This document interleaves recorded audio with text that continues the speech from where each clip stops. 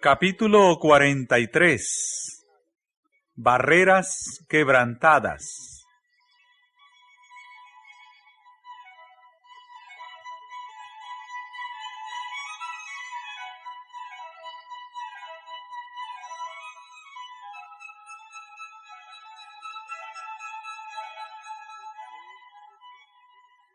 Después de su encuentro con los fariseos, Jesús se retiró de Capernaum y cruzando Galilea se fue a la región montañosa de los confines de Fenicia.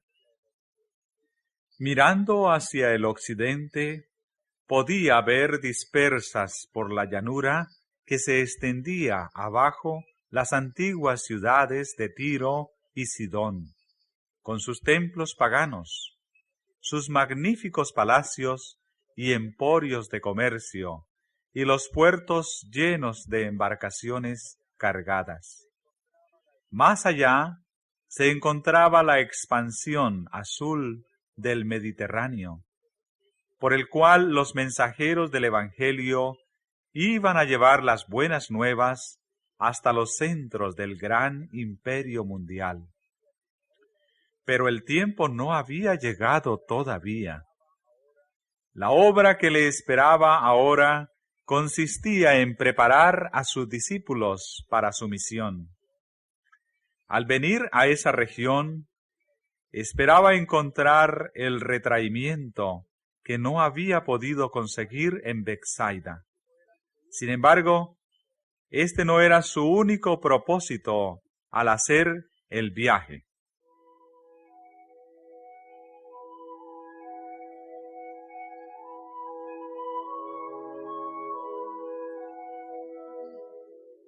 He aquí una mujer cananea, que había salido de aquellos términos, clamaba, diciéndole: Señor, Hijo de David, ten misericordia de mí. Mi hija es malamente atormentada del demonio. Los habitantes de esta región pertenecían a la antigua raza cananea. Eran idólatras, despreciados y odiados por los judíos.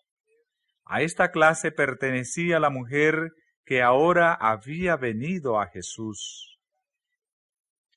Era pagana y por lo tanto estaba excluida de las ventajas que los judíos disfrutaban diariamente. Había muchos judíos que vivían entre los fenicios, y las noticias de la obra de Cristo habían penetrado hasta esa región. Algunos de los habitantes habían escuchado sus palabras y habían presenciado sus obras maravillosas. Esta mujer había oído hablar del profeta, quien, según se decía, sanaba toda clase de enfermedades. Al oír hablar de su poder, la esperanza había nacido en su corazón. Inspirada por su amor maternal, resolvió presentarle el caso de su hija. Había resuelto llevar su aflicción a Jesús. Él debía sanar a su hija. Ella había buscado ayuda en los dioses paganos, pero no la había obtenido. Y a veces se sentía tentada a pensar: ¿qué puede hacer por mí este maestro judío? Pero había llegado esta nueva: sana toda clase de enfermedades, sean pobres o ricos los que a él acudan por auxilio. Y decidió no perder su única esperanza.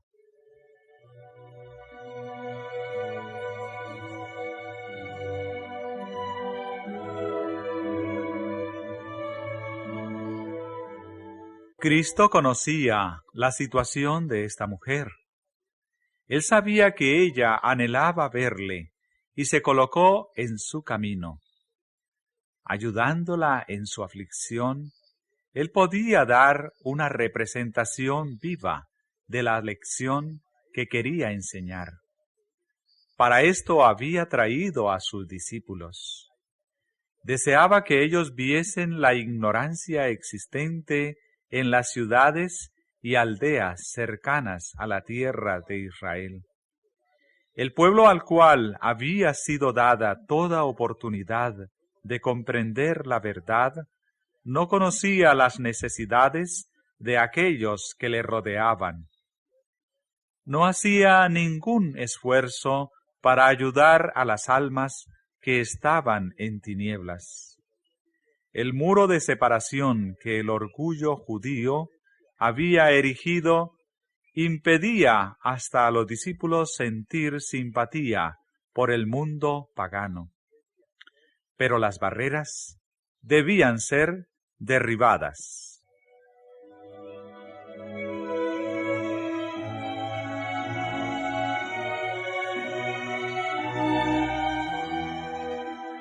Cristo no respondió inmediatamente a la petición de la mujer. Recibió a esta representante de una raza despreciada como la habrían recibido los judíos. Con ello quería que sus discípulos notasen la manera fría y despiadada con que los judíos tratarían un caso tal, evidenciándola en su recepción de la mujer, y la manera compasiva con que quería que ellos tratasen una angustia tal, según la manifestó en la subsiguiente concesión de lo pedido por ella.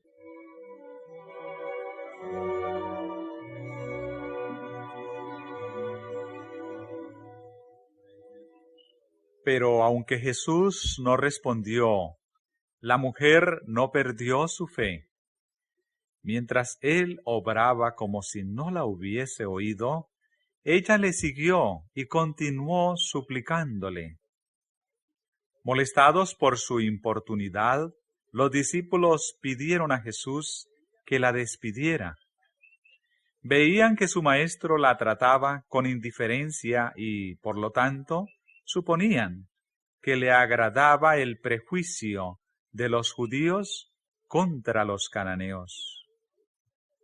Mas era a un Salvador compasivo a quien la mujer dirigía su súplica, y en respuesta a la petición de los discípulos, Jesús dijo: «No soy enviado sino a las ovejas perdidas de la casa de Israel». Aunque esta respuesta parecía estar de acuerdo con el prejuicio de los judíos, era una reprensión implícita para los discípulos, quienes la entendieron más tarde como destinada a recordarles lo que él les había dicho con frecuencia, a saber, que había venido al mundo para salvar a todos los que querían aceptarle.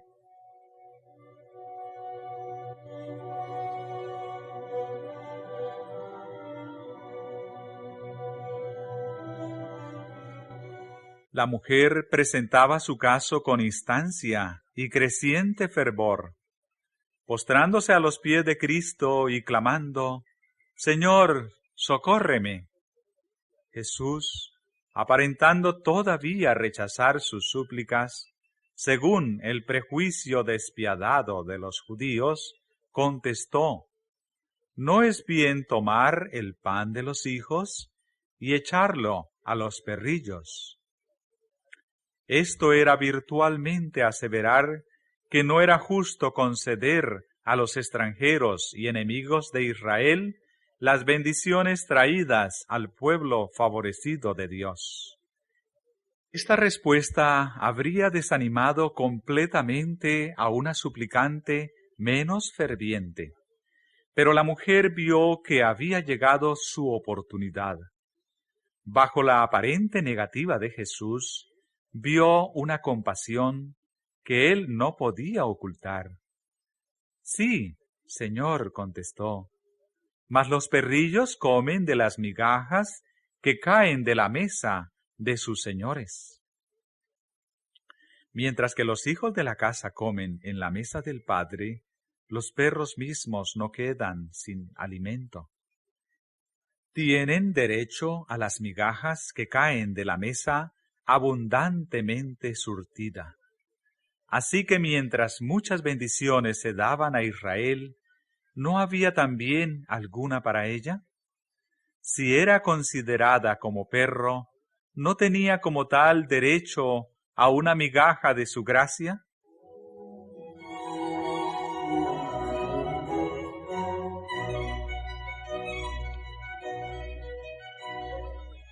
Jesús acababa de apartarse de su campo de labor porque los escribas y fariseos estaban tratando de quitarle la vida. Ellos murmuraban y se quejaban, manifestaban incredulidad y amargura, y rechazaban la salvación que tan gratuitamente se les ofrecía. En este caso, Cristo se encuentra con un miembro de una raza infortunada y despreciada, que no había sido favorecida por la luz de la palabra de Dios. Y sin embargo, esa persona se entrega enseguida a la divina influencia de Cristo y tiene fe implícita en su capacidad de concederle el favor pedido. Ruega que se le den las migajas que caen de la mesa del Maestro. Si puede tener el privilegio de un perro, está dispuesta a ser considerada como tal. No tiene prejuicio nacional ni religioso, ni orgullo alguno que influya en su conducta, y reconoce inmediatamente a Jesús como el Redentor y como capaz de hacer todo lo que ella le pide.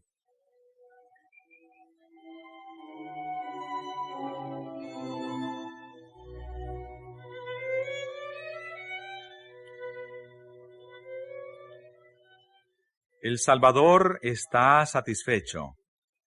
Ha probado su fe en él.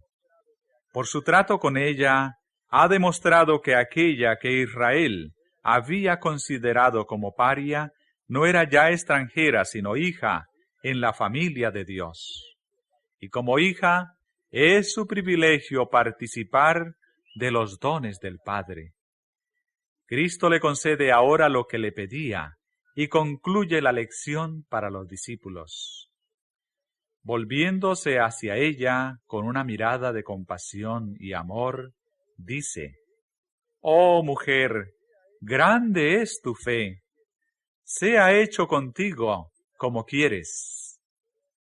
Desde aquella hora su hija quedó sana. El demonio no la atormentó más. La mujer se fue, reconociendo a su Salvador y feliz por haber obtenido lo que pidiera.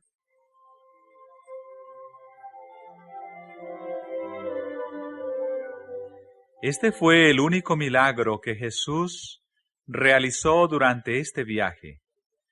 Para ejecutar este acto había ido a los confines de Tiro y Sidón. Deseaba socorrer a la mujer afligida y al mismo tiempo dar un ejemplo de su obra de misericordia hacia un miembro de un pueblo despreciado, para beneficio de sus discípulos cuando no estuviese más con ellos. Deseaba sacarlos de su exclusividad judaica e interesarlos en el trabajo por los que no fuesen de su propio pueblo.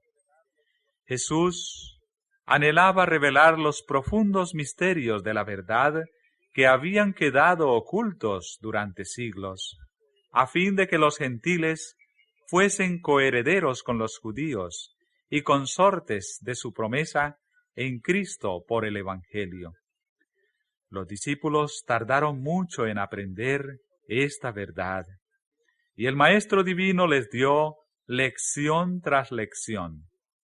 Al recompensar la fe del centurión en Capernaum y al predicar el Evangelio a los habitantes de Sicar, había demostrado ya que no compartía la intolerancia de los judíos. Pero los samaritanos tenían cierto conocimiento de Dios, y el centurión había manifestado bondad hacia Israel. Ahora Jesús relacionó a los discípulos con una pagana, a quien ellos consideraban tan desprovista como cualquiera de su pueblo de motivos para esperar favores de él. Quiso dar un ejemplo de cómo debía tratarse a una persona tal. Los discípulos habían pensado que él dispensaba demasiado libremente los dones de su gracia. Quería mostrarles que su amor no había de limitarse a raza o nación alguna. Cuando dijo, no soy enviado sino a las ovejas perdidas de la casa de Israel, dijo la verdad, y en su obra en favor de la mujer cananea cumplió su comisión. Esta mujer era una de las ovejas perdidas que Israel debiera haber rescatado. Esta era la obra que había sido asignada a Israel, la obra que había descuidado, la obra que Cristo estaba haciendo.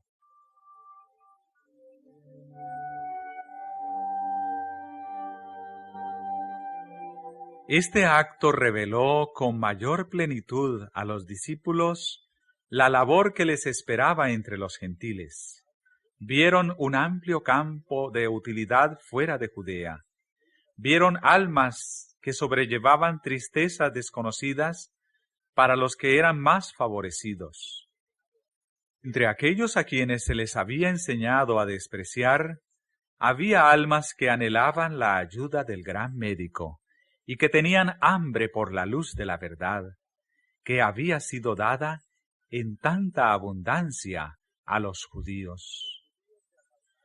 Después, cuando los judíos se apartaron con mayor insistencia de los discípulos, porque éstos declaraban que Jesús era el Salvador del mundo, y cuando el muro de separación entre judíos y gentiles fue derribado por la muerte de Cristo, esta lección y otras similares que señalaban la obra de evangelización que debía hacerse sin restricción de costumbres o nacionalidad, ejercieron una influencia poderosa en los representantes de Cristo y dirigieron sus labores. La visita del Salvador a Fenicia y el milagro realizado allí tenían un propósito aún más amplio. Esta obra no fue hecha solamente para la mujer afligida, los discípulos de Cristo y los que recibieron sus labores, sino también para que creáis que Jesús es el Cristo, el Hijo de Dios, y para que creyendo tengáis vida en su nombre. Los mismos factores que separaban de Cristo a los hombres hace 1800 años están actuando hoy. El espíritu que levantó el muro de separación entre judíos y gentiles sigue obrando. El orgullo y el prejuicio han levantado fuertes murallas de separación entre diferentes clases de hombres.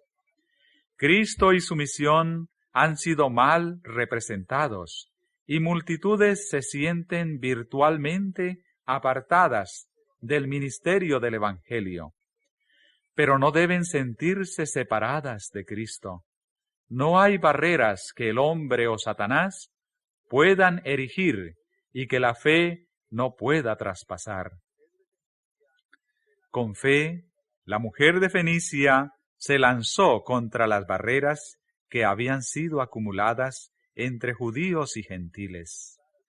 A pesar del desaliento, sin prestar atención a las apariencias que podrían haberla inducido a dudar, confió en el amor del Salvador. Así es como Cristo desea que confiemos en Él. Las bendiciones de la salvación son para cada alma. Nada, a no ser su propia elección, puede impedir a algún hombre que llegue a tener parte en la promesa hecha en Cristo por el Evangelio. Las castas son algo aborrecible para Dios. Él desconoce cuánto tenga ese carácter. A su vista las almas de todos los hombres tienen igual valor.